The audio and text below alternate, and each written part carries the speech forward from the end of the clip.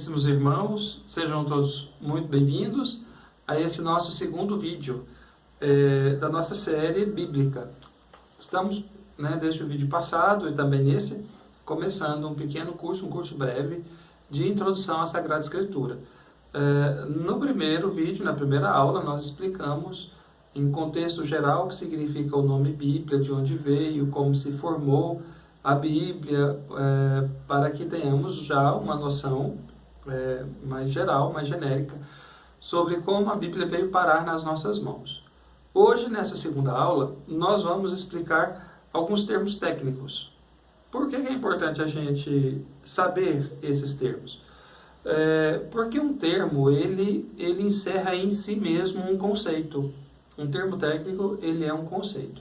E como conceito, ele tende a dizer aquela realidade com mais acuidade, com mais precisão.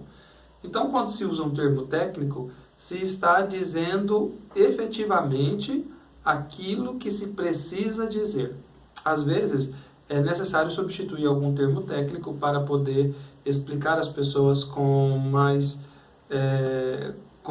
simplicidade, ou explicar com elementos da vida mais cotidiana para que as pessoas entendam. Porém, os termos técnicos nos ajudam muito, porque eles alcançam aquilo que a gente precisa dizer a respeito da ciência da Sagrada Escritura e do conhecimento da Sagrada Escritura, e assim por diante. Então, nós vamos começar com alguns termos. Eu vou dizer aqui os termos e o significado de cada um e, eventualmente, onde eles se aplicam. Amanuense. O que é amanuense? É aquele que escreve o que é ditado. Ele não coloca nada de seu no texto, apenas redige. É o copista, o redator, O autor, por exemplo, vou citar o caso da carta de São Paulo aos Romanos. O autor da carta aos Romanos é Paulo. Porém, o amanuense de Paulo é Tércio, seu amigo. Tércio escreveu enquanto Paulo ditou. Então, o amanuense ele escreve. Ele não coloca nada de próprio, ele escreve aquilo que o autor do livro ou do escrito deseja que ele coloque por escrito. Santo Tomás de Aquino também fez isso. Com a Suma Teológica, disse que ele ditava a Suma e 10 escribas, 10 amanuenses escreviam, a Suma Teológica. Alegoria. O que é alegoria? A relação entre sujeito e predicado. Por exemplo, Evangelho de São João, capítulo 10, versículo 11. Eu sou o bom pastor. Eu, sujeito, sou verbo, bom pastor, predicado. A relação entre o sujeito e o predicado é a alegoria. Eu sou a videira verdadeira. João 15, 1. Eu, sujeito, sou verbo, videira verdadeira, predicado. A relação entre esse sujeito e esse predicado é a alegoria. É a maneira de explicitar o que esse sujeito é, o que esse sujeito quer dizer, o que esse sujeito quer passar como mensagem. Isso é a alegoria. Apócrifo é uma palavra que vem do grego apócrifos. É uma leitura geralmente particular, eram textos geralmente particulares, não utilizados nem na Assembleia Litúrgica e nem na catequese da Igreja Antiga. Os livros que se usava na Assembleia Litúrgica também, na catequese, na instrução catequética, eram os livros canônicos. A palavra apócrifo depois acabou entrando na história, tanto na história dos livros sagrados, como na história em geral, como uma palavra pejorativa. Aquilo que é apócrifo é aquilo que não é oficial, O apócrifo é o não oficial. Porém, em relação aos textos bíblicos e extra-bíblicos, porque os apócrifos são textos extra-bíblicos, nós precisamos superar essa dicotomia. Não é que sejam livros de segunda categoria, ou enfim. Acontece que o interesse de quem redigiu os apócrifos extrapola, por exemplo, o interesse dos livros bíblicos. Como exemplo de livros apócrifos, temos a Assunção Corporal de Maria Santíssima, o Evangelho de Tomé, o livro de Enoque. Esses textos, o livro de Enoque é do Antigo Testamento e os demais do Novo Testamento. Esses textos do Novo Testamento, por exemplo, vão ser escritos lá do finalzinho do século II, século III, ou até mais tardiamente. E eles vão se importar e vão se preocupar com elementos que os evangelhos canônicos não nos trazem. Geralmente, estes textos esses textos apócrifos do Novo Testamento vão ter algum traço de gnose. Gnose é um pensamento filosófico que também acabou entrando na teologia pelo século III, mais ou menos. Eles vão ter algum traço de gnose, como por exemplo o Evangelho de Tomé, o Evangelho de Maria Madalena. Eles possuem traços gnósticos. Para que servem os apócrifos? Para que nós conheçamos por outras vias o pensamento corrente, por exemplo, do segundo século, do terceiro século depois de Cristo, do quarto século depois de Cristo, ou o pensamento corrente do judaísmo por volta do século VI ou do século VII, quando esses apócrifos foram escritos. Aramaico. Aramaico é uma língua, era a língua diplomática que se usava no Oriente Antigo, a partir do século V a.C. Foi a língua corrente dos judeus antes do exílio e era a língua de Jesus e dos seus discípulos, né? Era a língua da Galileia. E tem também uma tradição que se diz que o Evangelho de Mateus teve uma primeira versão em aramaico, chamado Mateus em aramaico, que depois foi traduzido para o grego, que é o Evangelho que nos chegou hoje. Porém, se houve essa cópia de Mateus em aramaico, ou essa primeira edição de Mateus em aramaico, ele se perdeu e não chegou até nós. Autor é aquele que compõe o livro, sozinho ou em grupo. Falar em autor de livro na Sagrada Escritura é uma coisa um pouco complicada, porque na Antiguidade, sobretudo nos livros da Sagrada Escritura, não raras vezes o autor não era apenas um, era dois, eram três, ou às vezes um livro começava a ser escrito depois de muitos séculos que se terminava aquele livro, como por exemplo o livro do Gênesis. O primeiro capítulo foi escrito por volta do século IX, o segundo capítulo por volta do século VI, e só depois, no tempo de Neemias, é que o livro ganhou a forma que ele possui. Então, entre o século IX e Neemias, pelo menos 5, 6 séculos, né? Então, quem é o autor dos livros sagrados? Em primeiro lugar, o autor dos livros sagrados é Deus. É Deus que inspira o autor sagrado a escrever tudo aquilo e somente aquilo que ele quer. Nós vamos falar sobre inspiração bíblica nas aulas posteriores. Mas o autor coloca por escrito aquilo que lhe é divinamente revelado.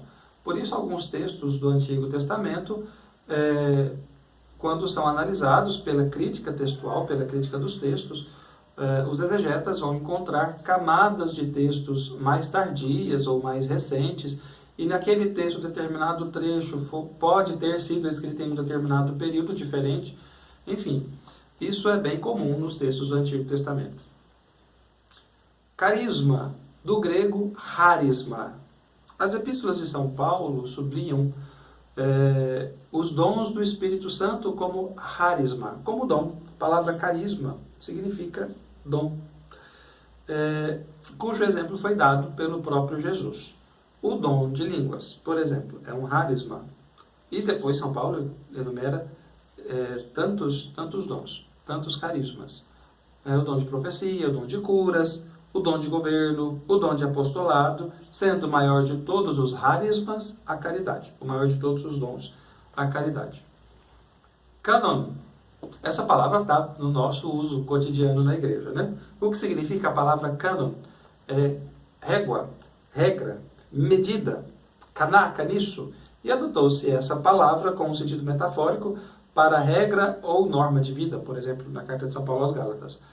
Para os antigos, a doutrina revelada por Deus julgava as doutrinas humanas e norteava a vida dos cristãos, não só para os antigos, para nós também. Por isso se determinavam os livros sagrados como regra. Os livros sagrados são a regra de medir a vida cristã. Qual é o meio pelo qual eu compreendo se a minha vida corresponde ou não à vontade de Deus? Quando eu confronto a minha vida com os livros que estão na Sagrada Escritura. Aqueles livros que estão na Sagrada Escritura estão dentro do cânon, da regra, da medida.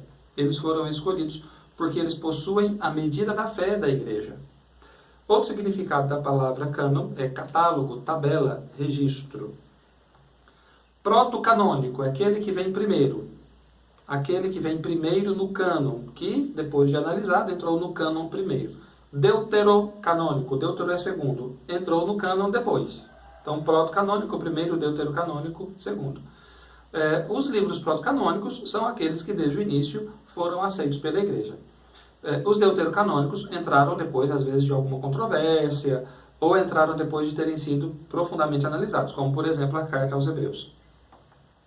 Sheol. Sheol é uma palavra hebraica que, para os judeus, designava o mundo subterrâneo, ou o mundo dos mortos. Quando a pessoa morria, ela ia para o Sheol. A terra, para o judeu, no pensamento judaico, a gente vai encontrar isso bem na narração da criação do Gênesis.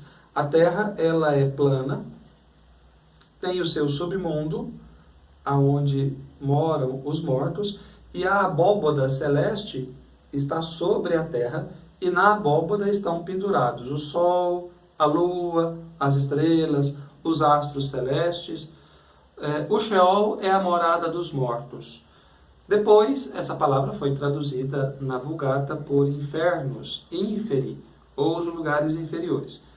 No Antigo Testamento, o Sheol é o lugar onde os mortos estavam adormecidos, aguardando a retribuição eterna. Isso se encontra lá no livro de Jó, se encontra também em Isaías e nos Salmos. O julgamento para os judeus já se dava aqui nessa terra, conforme a teologia da retribuição. Ou seja, aqueles que eram bons, que eram cumpridores da lei de Moisés, da lei de Deus, recebiam de Deus os bens. Saúde, vida longa, prosperidade, dinheiro, um rebanho numeroso, muitos filhos, saúde, enfim. Esses bens que se recebia nessa vida era o julgamento de Deus por se levar uma vida reta aos olhos do Senhor e aos olhos da comunidade, por se levar uma vida conforme a lei. E os maus, eles eram retribuídos por Deus com tudo o que há de ruim. Né? Os que não cumpriam a lei, os que não cumpriam os mandamentos de Deus, eles recebiam as doenças, eles não tinham filhos, eles não tinham rebanhos, eles eram pobres, eles não tinham prosperidade. A teologia da prosperidade como retribuição de Deus para a vida intramundana, dentro do mundo, vigorou no judaísmo até por volta do século II a.C., quando a teologia judaica começou a repensar e elaborar a retribuição divina. Então, por exemplo, a gente já vai encontrar tanto nos livros dos Macabeus, livro de Daniel, alguns salmos e escritos mais tardios, já falando da retribuição após a morte, de uma retribuição divina após a morte. Quando nós professamos no credo que o Cristo desceu à mansão dos mortos, estamos dizendo que o Cristo desceu lá onde os mortos vivem, onde os mortos estão depois da morte, nos lugares inferiores, nos ínferi, no Sheol, e dali retirou os cativos. A leitura do ofício de leituras do sábado santo, da vigília pascal, diz exatamente isso, que o Cristo desceu à mansão dos mortos para levar consigo os que estavam cativos. Na doutrina cristã, o Sheol não é uma morada dos mortos, onde os mortos aguardam a vinda do Filho de Deus para os libertar do cativeiro e os levar para a vida eterna. Na doutrina católica, existe o céu, o inferno e o purgatório. Não há uma morada dos mortos, onde os mortos estão adormecidos ou estão em sono, como dizem os salmos. Né? Pelo contrário. Depois da morte se tem o juízo particular, onde se recebe de Deus no juízo particular a sentença particular. Né? O céu, o inferno ou o purgatório, dependendo da vida que a pessoa tiver levado nessa terra. Circuncisão. Circuncisão era a retirada do prepúcio do bebê com 8 dias de nascido. O bebê era circuncidado para ser purificado e assim fazer parte do povo de Israel. Com a circuncisão ele era integrado ao clã, então pertencia àquela família, àquele clã. Ele era integrado ao povo, ele era um membro do povo de Israel e ele era integrado à fé de Israel. Então a circuncisão, nós vamos ver em todo o Antigo Testamento e também no Novo, sobretudo nos textos de São Paulo, que a circuncisão para os judeus era algo importantíssimo.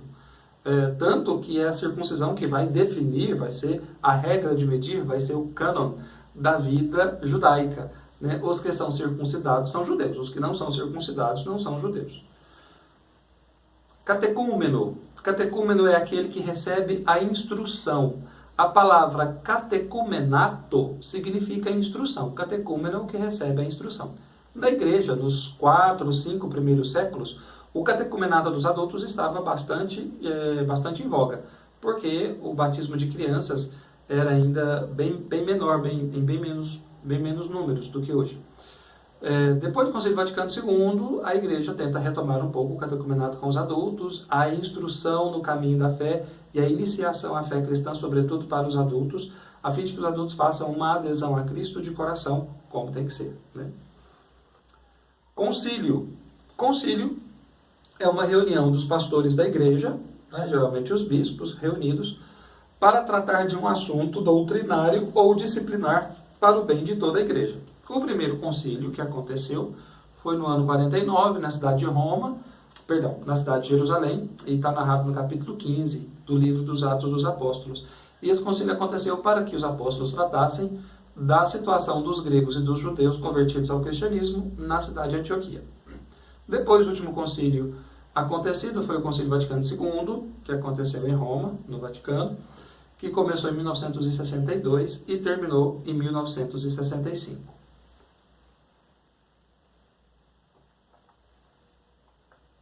Diácono.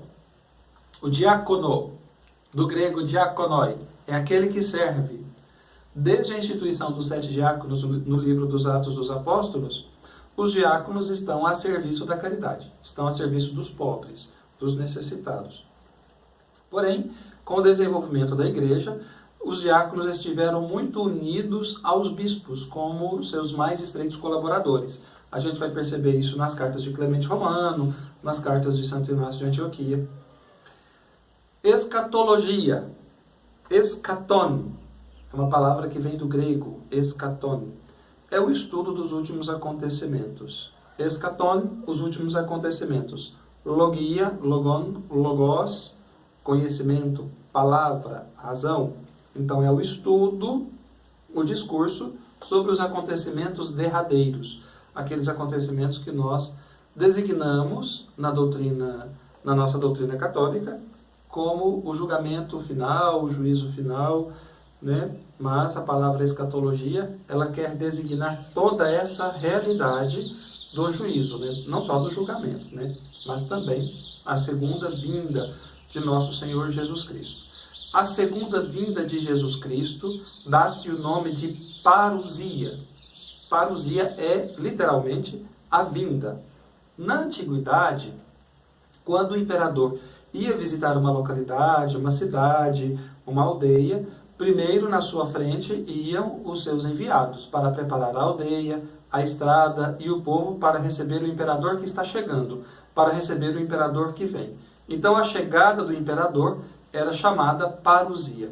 Esse termo, tirado da vida pública, da cultura do povo, da cultura geral, foi depois empregado na doutrina cristã para que compreendamos a vinda de Cristo, a segunda vinda de Cristo. Esse termo, não só na vida, no conhecimento geral, na vida da sociedade em geral, mas também na doutrina cristã, ele tem alguns pontos de contato, né? Aqueles que vêm à frente, preparando a vinda do imperador, aqueles que vêm primeiro, preparando a segunda vinda de Cristo. Então tem alguns pontos de contato, não é só um termo que se toma, né? Mas ele possui algum significado. Escriba.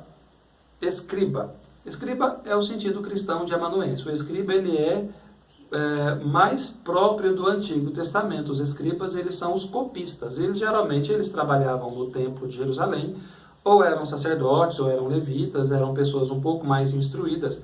Lembremos que na antiguidade ler e escrever não era domínio de todos, né? Alguns apenas liam e escreviam. E mais, para se escrever e para se reproduzir os livros sagrados, não é como hoje que nós temos a imprensa, né? Na antiguidade, a imprensa só foi inventada no século XVI. Na antiguidade se escrevia ou nos rolos de pergaminho, que eram peles de ovelhas preparadas, ou em tábuas de madeira. Então os escribas eles copiavam os textos bíblicos, os textos sagrados, e reproduziam esses textos em volumes. Então o escriba ele era um copista, podemos chamar o escriba de copista. No tempo de Jesus, os escribas eles são conhecidos por terem um profundo conhecimento da lei de Moisés, exatamente pelo fato de a copiarem diversas vezes. Exegese. Exegese é uma palavra que vem do grego, exegesis.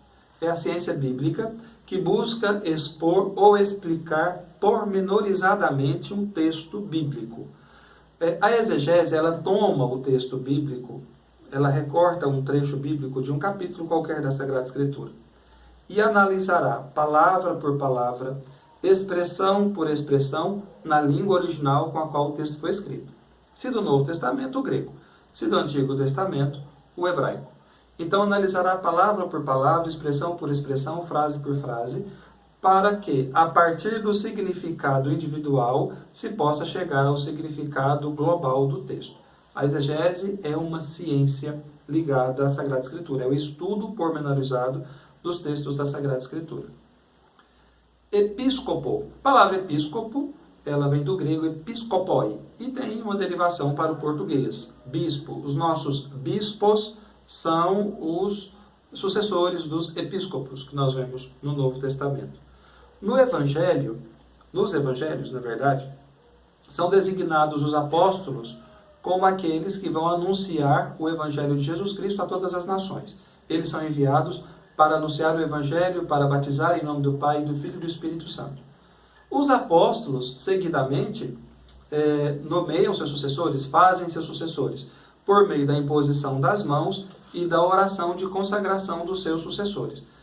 Na igreja, aquele que tem a responsabilidade de vigiar o rebanho, ele é o episcopo, é aquele que tem a responsabilidade de guardar e de ensinar o povo de Deus e de fazer com que o povo de Deus seja obediente à doutrina dos apóstolos, como a gente encontra lá no livro dos Atos dos Apóstolos.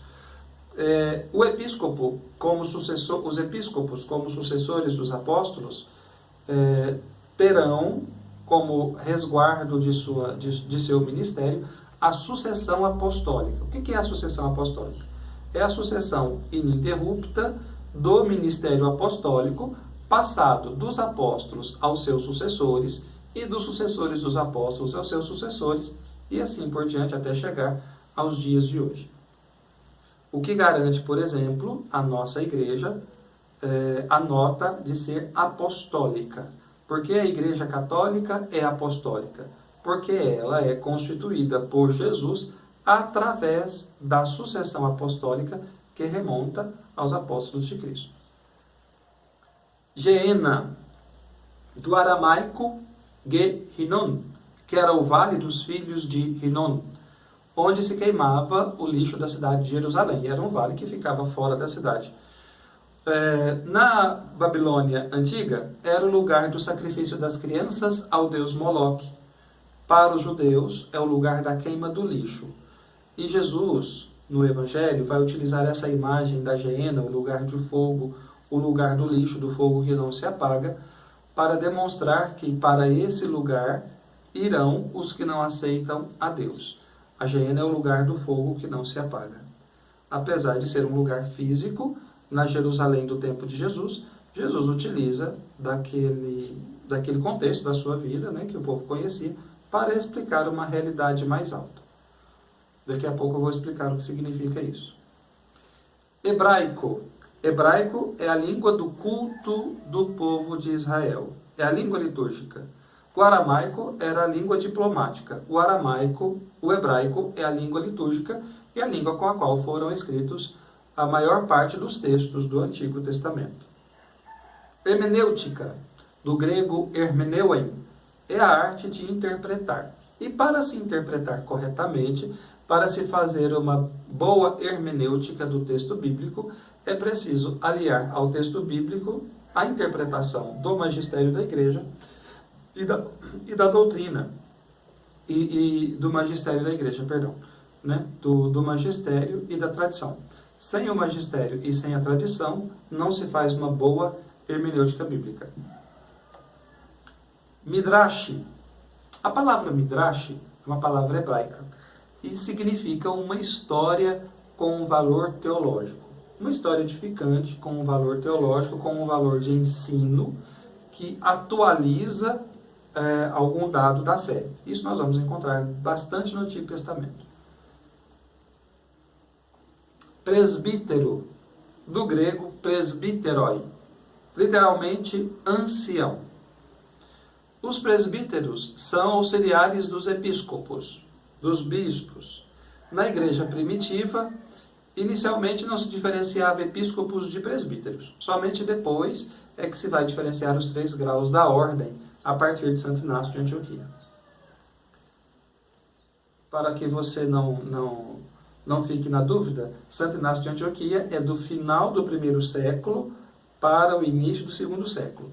Ele falece por volta do ano 107, 110, mais ou menos. Parábola. O que é uma parábola? É uma história criada que possui um grande valor teológico, uma coesão interna e alguns pontos de comparação. A parábola ela não tem valor em si mesma. Ela é utilizada para expressar e explicitar uma realidade mais alta, uma realidade mais importante do que ela mesma. Ela não revela de imediato o sentido, o objetivo da coisa que se diz.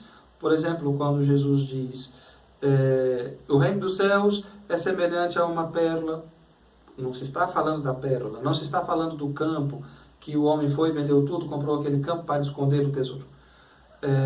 A parábola ela tem alguns pontos de comparação com a vida prática, com a vida cotidiana, mas ela ultrapassa aqueles pontos de comparação, porque ela está falando de uma realidade mais alta, de uma realidade mais importante. Perícope. A nossa Bíblia, ela já vem toda divididinha, como eu dizia na primeira aula, né? Os textos bíblicos, até o século XIII, eles eram corridos. Eles não tinham divisão de capítulo, nem de versículo. Então, no século XIII se fez a divisão de capítulos, no século XVI se fez a divisão de versículos. E nas nossas Bíblias já existe a divisão de perícope. A perícope é um trecho da Sagrada Escritura com começo, meio e fim. Como aqui, por exemplo. E as nossas perícopes, elas já são divididas por títulos. E os títulos aqui geralmente são em negrito.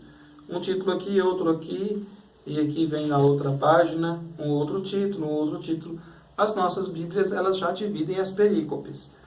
Mas, no período em que a Sagrada Escritura não tinha essa divisão gráfica como a gente tem hoje, para poder facilitar a nossa vida, era função do exegeta, do hermeneuta, determinar o início e o fim das perícopes. E essa palavra é muito importante, a gente precisa gravar ela, que vez ou outra eu vou me recorrer a ela nas nossas aulas. Satanás é o acusador, é aquele que acusa diante do tribunal. Salmo 108, versículo 6. Ele é um anjo que se rebelou, segundo o livro de Jó e o primeiro livro de Crônicas. Ele identifica-se com a serpente no livro do Gênesis, o invasor na harmonia criada por Deus.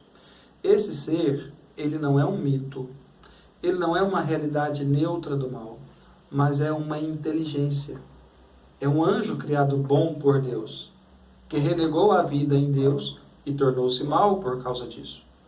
Então ele é uma inteligência, assim como os demônios, que eram anjos bons e se rebelaram contra o Senhor.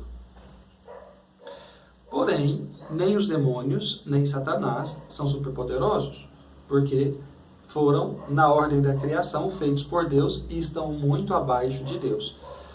Santo Agostinho disse e afirmou que Satanás é um cão acorrentado que late, mas que só morde quem chega perto. Então é melhor a gente ficar longe, resguardar uma certa distância. Shalom. Shalom é a palavra hebraica que sintetiza todos os bens divinos. Os bens divinos dados por Deus àqueles que são fiéis à lei e cumprem os seus preceitos. O que é Shalom? Shalom é paz, é saúde, é bem-estar, harmonia consigo, com os outros, com Deus, com a comunidade. Shalom são os bens dessa vida, uma vida próspera, uma vida feliz. Isso é Shalom. Quando se diz Shalom, está se dizendo isso. Semitas são todos os povos antigos, segundo a Sagrada Escritura, descendentes de Sem, filho de Noé, que deu origem a diversos povos, inclusive o povo de Israel. Quem são os povos semitas? São os hebreus, ou israelitas, né? Hebreus primeiro, israelitas depois. Os assírios, os babilônicos, o povo etíope, fenício, púnico, moabítico, o aramaico, além de ter alguns traços da língua comum e da cultura comum, esses povos semitas dividem também, porque vivem no mesmo período de tempo, alguns traços culturais comuns. Teofania. Teofania é a manifestação de Deus. Por exemplo, a manifestação do Senhor a Moisés na sarça ardente, lá no livro do Êxodo, ou a manifestação de Jesus a Pedro, Tiago e João no alto do monte, no dia da transfiguração. Teofania, então, é a manifestação de Deus. Já ficou bastante claro as línguas com as quais a Bíblia foi escrita: o hebraico para todo o Antigo Testamento, o aramaico em alguns trechos do Antigo Testamento e possivelmente a primeira edição de Mateus, Mateus aramaico, e o grego para todo o Novo Testamento e a tradução do hebraico para o grego em Alexandria em 255, conhecida Bíblia dos 70 sábios. Os textos bíblicos. Os textos que chegaram até nós, inicialmente eles não possuíam vocalização, sobretudo o texto hebraico. O texto grego, porque é escrito já com o grego koiné, que já possui algum desenvolvimento, é mais desenvolvido que o hebraico e o aramaico, o grego já possuía fonemas, o hebraico antigo não. Então, isso causava extrema dificuldade na interpretação do texto, porque letras e números poderiam ser confundidas. Esse texto que chegou a nós chama-se texto massorético. E no século VII, entre os séculos VII e X depois de Cristo, o texto massorético foi vocalizado por rabinos judeus. Entre os séculos VII e X, eles colocaram os fonemas, as vogais, para que se pudesse ler com mais facilidade e compreender com mais facilidade. O texto que nós recebemos, ele possui uma multidão de cópias, que nessas cópias existem mais ou menos 200 mil variantes textuais. O que é uma variante textual? Por exemplo, a diferença na grafia de uma palavra, a omissão de algum artigo, de alguma preposição, de algum advérbio, variação textual. Aqui essa palavra tem uma vírgula, aqui nesse outro texto não tem. Aqui tem esse advérbio, nesse outro texto não tem. Essas variantes textuais estão presentes nos códices. O que são os códices?